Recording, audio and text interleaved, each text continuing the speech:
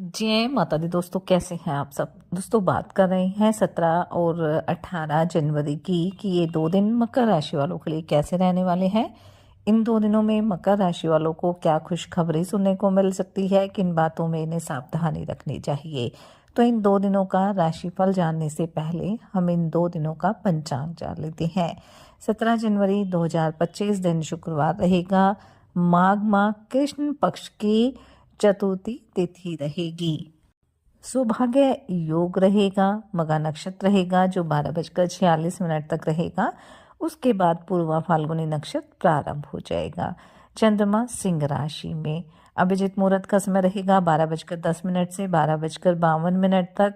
राहु काल का समय रहेगा 10:45 से 12:10 तक।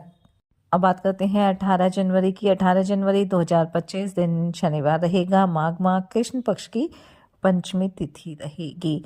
शोभन योग रहेगा। पूर्वा फाल्गुनी नक्षत्र रहेगा जो 2:52 तक रहेगा। उसके बाद उत्तरा फाल्गुनी नक्षत्र प्रारंभ हो जाएगा। चंद्रमा 9:29 तक सिंह राशि में, फिर कन्या राशि में आ जाएंगे। अभिजीत मुहूर्त का समय रहेगा 12:10 से 12:52 तक। राहु काल का समय रहेगा सुबह 9:53 से 11:12 तक।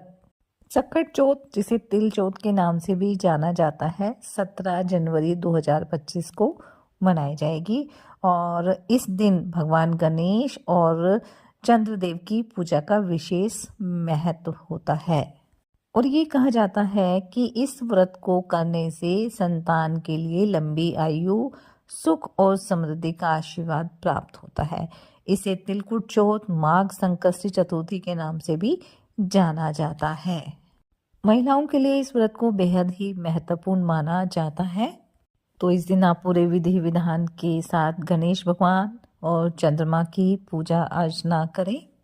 गणेश भगवान को दुर्वा, फूल, चंदन और तिल से बने लड्डू का भोग लगाएं, दीपक जलाएं और ओम गण गणपति नमः मंत्र का आप जाप करें। शाम के समय चंद्रमा को जल देकर आप अपने व्रत का पारण करें और गणेश भगवान से अपने घर परिवार के सुख समृद्धि की प्रार्थना करें। और इस दिन चंद्रमा के निकलने का जो समय रहेगा वो रात्रि 9:09 पर रहेगा। तो इस समय आप चंद्रमा को अर्घ देकर अपने व्रत का पारण करें। और ध्यान रखें कि गणेश भगवान को आप तिल से बनी चीज़ों का भोग लगाएं, जैसे तिल के लड्डू हैं, गज्जक है, रेवड़ी है। आप इन चीज़ का भोग लगाएं, आपके ऊपर गणेश भगवान की कृपा दृष्टि बनी रहेगी। साथ ही साथ इस दिन गणेश स्तोत्र का पाठ भी आप करें पूरे विधि विधान से। इससे अगर आपके ऊपर कोई कर्ज होगा तो उससे आपको छुटकारा मिल जाएगा। अगर आपके विवाह में कुछ ना कुछ समस्याएं आ रही हैं तो इस दिन आप दुर्वा पर थोड़ी सी हल्दी लगाकर गणेश भगवान को अर्पित करें। इससे आपके विवाह के जल्दी ही योग बनेंगे। इस तरह आप गणेश भगवान की पूजा अर्चना करें, आपकी जो भी मनोकामना है वो अवश्य पूरी होगी। तो चलिए बात कर लेते हैं ये 2 दिन मकर राशि वालों के लिए कैसे रहेंगे।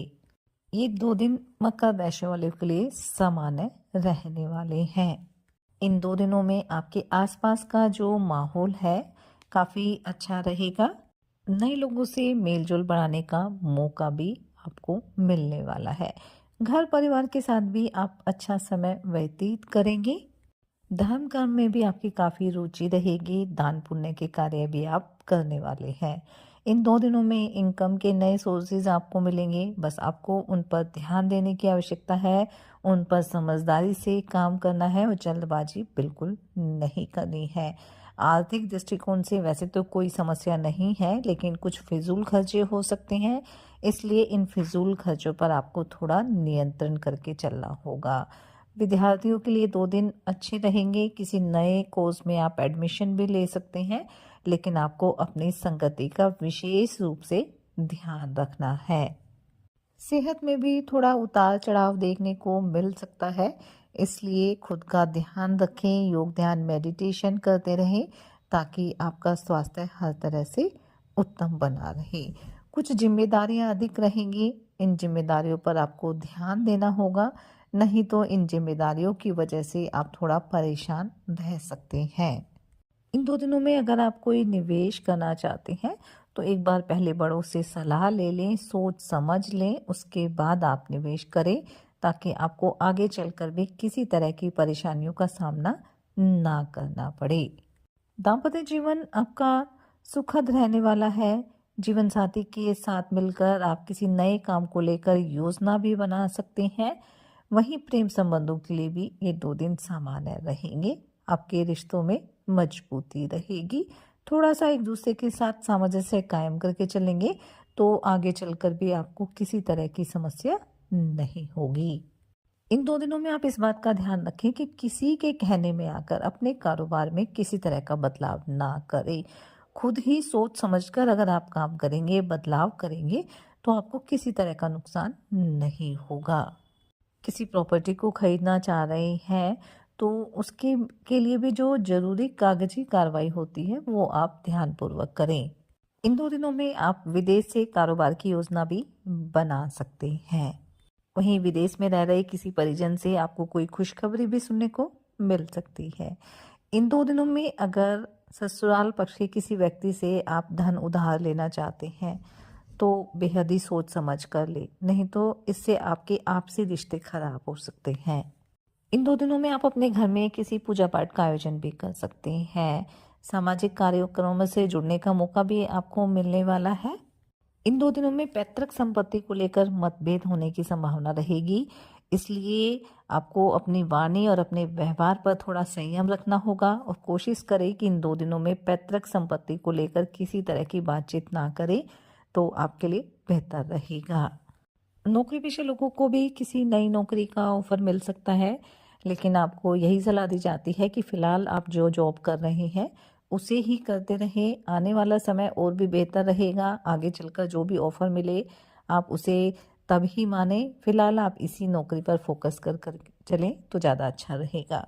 इन 2 दिनों में आप अपने भाई-बहनों के लिए भी किसी छोटे-मोटे कारोबार की शुरुआत करा सकते हैं और इससे आपसी सहयोग बना रहेगा। तो कुल मिलाकर हम कह सकते हैं कि ये जो 2 दिन हैं वो मकर राशि वालों के लिए सामान्य रहेंगे। लाभ के योग बनेंगे, लेकिन कहीं न कहीं थोड़ी सावधानी के संकेत भी मिल रहे हैं, इसलिए थोड़ी सावधानी ज़रूर बरतें और साथ ही सच्चे मन से आप ईश्वर आराधना करें, हनुमान जी और शनिदेव की आराधना करें, हनुमान चालीसा का पाठ ज़रूर करें। संकष्टी चतुर्थी का व्रत रहेगा, तिलकुट का व्रत रहेगा, तो आप पूरे विधि विधान के साथ गणेश भगवान की पूजा अर्चना भी करें और अपनी सामर्थ्य अनुसार गरीब और असहाय लोगों की मदद करें। इससे आपके मन को सुकून भी मिलेगा और आपकी मनोकामना भी पूरी होगी। ये 2 दिन आपके लिए मंगलकारी रहें, शुभता भरे रहें। इसी मंगल कामना के साथ जय माता दी।